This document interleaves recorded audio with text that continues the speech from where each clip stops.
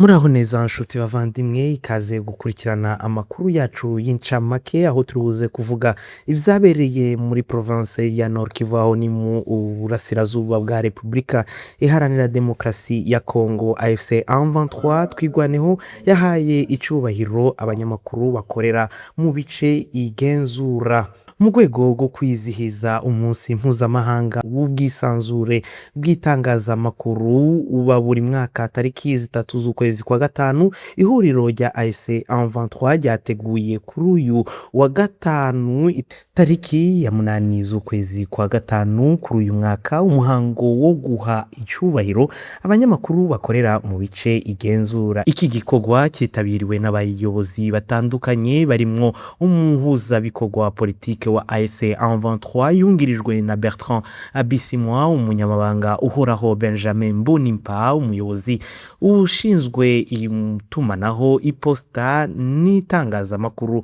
Laurence Kanyuka, hamwe n'abandi bayobozi ba gisirikare na politike bw'iri huriro. Mwijambo yagejeje ku banyamakuru n'abari bitabiriye uwo muhango, umuhuzabikorwa wa politike wa AFC M23 Corneille Nangaa yashimiye abanyamakuru avuga ko bahisemo gukorera ukuri aho gukorera ibinyoma. Yagaragaje ko abanyamakuru bakomeje gukora akazi kabo mu bihe birimo umutekano muke n'amakimbirane ya politike hagati y'impande zihanganye mu burasirazuba bwa Repubulika Iharanira Demokarasi ya Kongo. Reka tubareke mu mukurikirane. Chers professionnels médias du secteur privé, à vos titres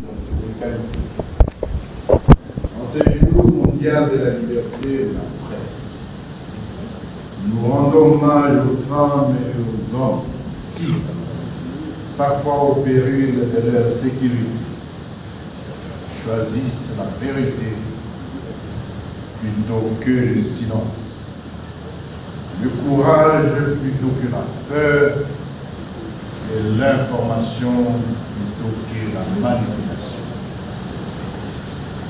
Le thème central de la journée mondiale 2026, tel que défini par l'UNESCO, à savoir façonner un avenir de paix, cadre à juste titre avec le thème qui nous réunit aujourd'hui dans notre contexte de lutte de libération.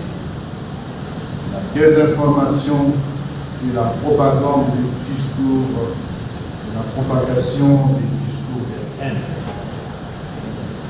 Une arme de destruction massive utilisée par le régime de Kinshasa et interpelle notre conscience collective. Car lorsque le mensonge devient une stratégie politique, lorsque la haine est utilisée pour diviser un peuple, discriminer des communautés et étouffer les voix dissidentes, c'est la cohésion nationale, la paix et la dignité humaine qui sont directement menacées. L'AFC M23 considère la liberté de la presse comme un pilier essentiel de toute société démocratique. Une presse libre, responsable et professionnelle constitue le meilleur rempart contre la manipulation, la propagande et les discours de haine. Contrairement au régime de Kinshasa, où les journalistes sont intimidés, censurés ou réduits au silence, les journalistes opérant dans les zones libérées bénéficient de la protection et sont libres d'émettre leurs opinions dans le respect de la loi et de l'éthique, sans crainte d'être inquiétés. Occasion pour moi de rendre un vibrant hommage à nos nombreux compatriotes de la presse obligés aujourd'hui de vivre soit en exil et pour certains réduits au silence dans les géoles du régime de Kinshasa ou dans la peur. Chers professionnels des médias, Nous vous exhortons à combattre le discours de haine, de désinformation, car ces discours attisent les tensions communautaires.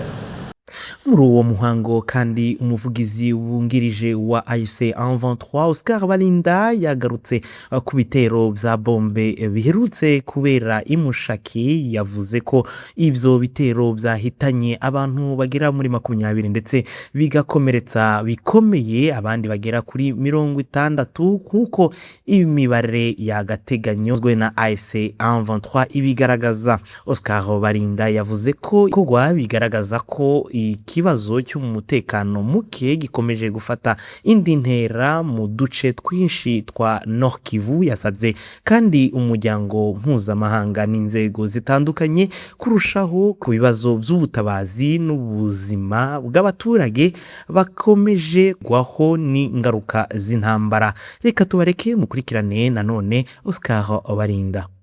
Biriya bintu ni ibintu byo kwangiriza agahenge twashyizeho umukono amasezerano ya Doha n'ejo bundi imontre mu Busuwisi twabisubiyeho dushyiraho n'akanama n'itsinda rigiye kugenzura ako gahenge. Iryo tsinda riri hano, twebwe twamaze gutanga abantu bacu 3 bagomba kwijyamo, ariko leta y'i Kinshasa ntabwo irabatanga.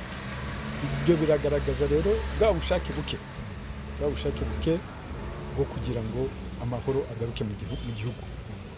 Twari turashaka amahoro, turashaka umutekano ku bakongomani bose nta vangura, ariko leta ya Kinshasa si ibyo ngibyo iriho. Ntabwo ishaka ibiganiro. N'umukuru w'igihugu yarabivuze ejo bundi ngo nayo ma protocole 5 asigaye nta gaciro tuyaha. Urumva rero kuri bo nk'ikinamico mbese no guta igihe nta mahoro bashaka. Ese kuri bari abimfungwa byagenze uteri bari abimfungwa nabo turacyabategereje. Twumvikanye ko mu minsi 10 ni kuvuga niba twaravuye Montre mu Busuwisi ku itariki 17 z'ukwezi kwa kane kwezi gushize, bagomba kuba barekuwe kuri tariki 27. Bibuka neza ko ku tariki 28 twabwiye itangazamakuru tuti twabategereje ntabaje. Urumva rero ntabwo bubahiriza amasezerano, ntabwo bubahiriza igikorwa bashyizeho umukono, ntacyo bubahiriza. Uyu muhango wasojwe mu rwego rw'ubushimirana hagati y'abanyamakuru n'abayobozi ba AFC M23 twigwaneho, hanagatangwa ubutumwa bushishikariza kubahiriza ubwisanzure bw'azamakuru, kurinda abanyamakuru no gushakira amahoro arambye burasirazuba bwa Repubulika Iharanira Demokarasi ya Kongo. Naho dusoreje amakuru y'incamake, ubwo naho butaha.